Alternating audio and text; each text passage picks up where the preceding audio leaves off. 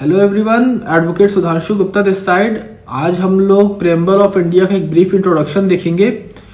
Preamble of Indian constitution या किसी भी कॉन्स्टिट्यूशन का जो प्रेम्बल होता है वो उसका एक बहुत ही ब्रीफ में इंट्रोडक्शन होता है कि वो कॉन्स्टिट्यूशन कहना क्या चाहता है, उसके ऑब्जेक्टिव्स और उस कॉन्स्टिट्यूशन की फिलॉसफीज क्या है। जो इंडियन कॉन्स्टिट्यूशन है वो 26 नवंबर 1949 को अडॉप्ट किया गया था, लेकिन ये 26 जनवरी 1950 को इसको ये इफेक्ट में आया था। अब इसका जो इंस्पिरेशन है, जो पंडित जवाहरलाल नेहरू जी ने जब एक ऑब्जेक्टिव रेजोल्यूशन बनाया था उससे लिया गया था कि यहां से हम एक प्रेम्बल भी बनाएंगे।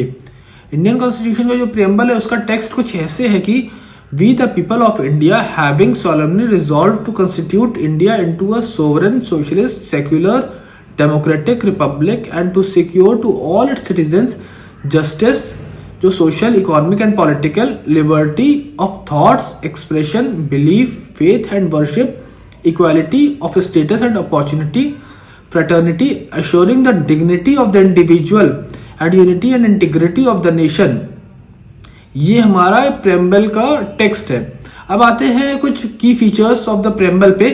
सबसे पहला फीचर है सॉवरेन। सॉवरेन कहता है कि इंडिया एक इंडिपेंडेंट स्टेट है और ये किसी भी एक्सटर्नल पावर के द्वारा इन्फ्लुएंस नहीं होता, ना ही ये कंट्रोल किया जाता है।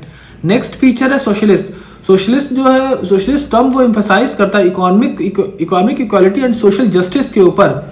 इसे 42nd अमेंडमेंट 1976 के थ्रू ऐड किया गया था। उसके बाद एक और फीचर है सेकुलर। इसे भी 42nd अमेंडमेंट 1976 के थ्रू ऐड किया गया था। ये कहता है कि there is freedom of religion in the whole country और सभी रिलीजन को हम इक्वल ट्रीटमेंट देंगे। नेक्स्ट फीचर है डेमोक्रेटिक। डेमोक्रेटिक कहता है कि जो भी गवर्नमेंट है वो एक इलेक्शन के थ्रू एक इलेक्टेड गवर्नमेंट होगी जो फ्री एंड फेयर इलेक्शन के थ्रू आएगी पावर पे।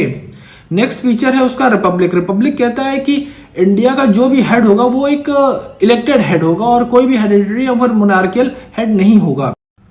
प्रियम्बल जो है वो एक्ट करता है as a guiding principle for the interpretation of constitution. Constitution को समझने में एक बहुत ही इंपॉर्टेंट रोल एक्ट करता है प्रियम्बल कि हम कॉन्स्टिट्यूशन को किस तरीके से समझते हैं। ये इंडियन डेमोक्रेटिक सिस्टम के विजन एंड वैल्यूज को भी रिफ्लेक्ट करता है। एक बहुत इंपॉर्टेंट चीज हमें नोट करनी चाहिए जो अक्सर एग्जाम्स में पूछा जाता है कि whether the preamble is legally enforceable और नॉट। सो इसका आंसर ये होता है कि it is not legally enforceable though it plays a crucial role in constitutional interpretation by the judiciary.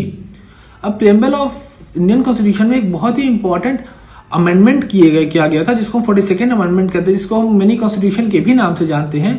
और इस अमेंडमेंट के through socialist secular integrity word को प्रेम्बल में डाला गया था।